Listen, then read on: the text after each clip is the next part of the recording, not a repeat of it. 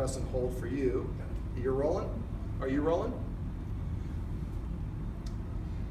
Hey, in this video, we're going to talk about something I like to call passive training. Anything your dog is doing when you pet it is what you're going to be specifically rewarding and enhancing. One of the most, this is my buddy 11, by the way, who's going to be helping us out. One of the most common mistakes I see people making when they have a dog 11 size is the puppy jumps up on them and they reach over and they pet the dog.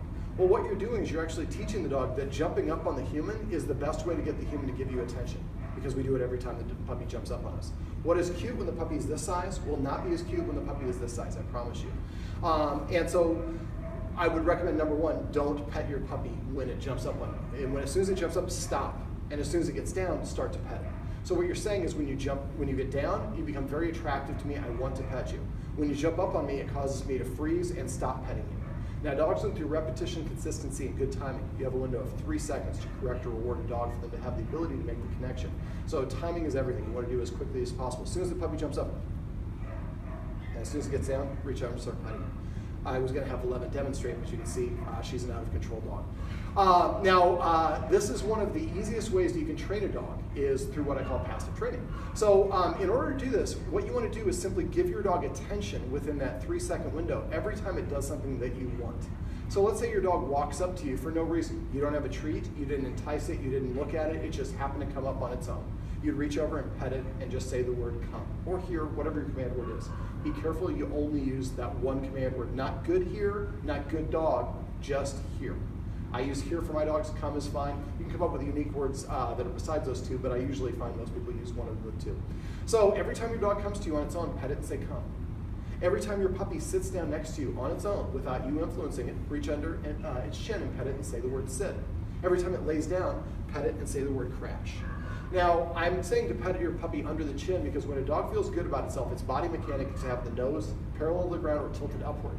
Those of you who've seen your puppy steal maybe some underwear or some shoes, walk around the house with its nose in the air, feels really good about itself. Well, consequently, we want your puppy to feel really good about itself by doing things that we like, which is why I call it passive training. It's just, you have to be observant, and every time your puppy does the thing you want, you just instinctively pet it. If you have a family or other people who live with you, I would recommend you come up with a watchword, like recognize or reward. So if I'm sitting here and 11 were to walk up to me and somebody over here saw it, they saw 11 walk up, that was 1 second. They told me, recognize, that's 2 seconds. I have now 1 second to start petting the dog to meet that 3-second window.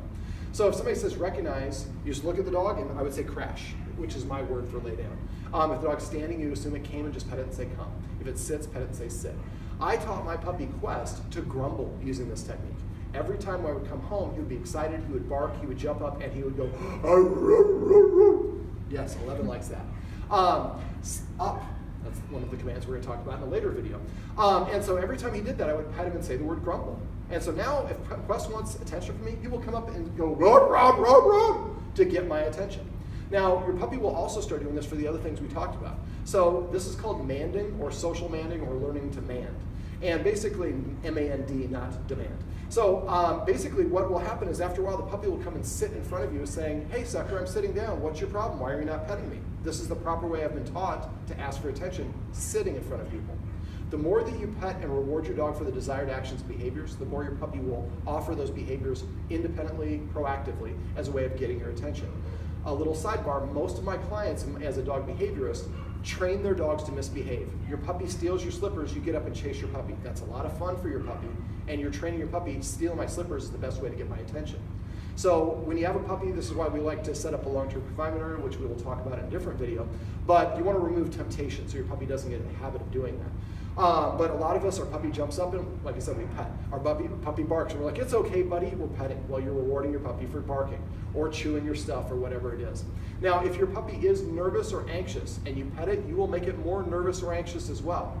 Now, if, let's say 11 wasn't anxious and I wanted to help 11, I can lay my hand on her and let her know I'm here with you without amplifying it. But as soon as I start petting, I'm going to reward and amplify that. So this is probably the easiest thing that you can do for your puppy. If you get in the habit of doing this, and after about a month, you'll do it for the rest of your life, you won't even think about it. Passively train your dog.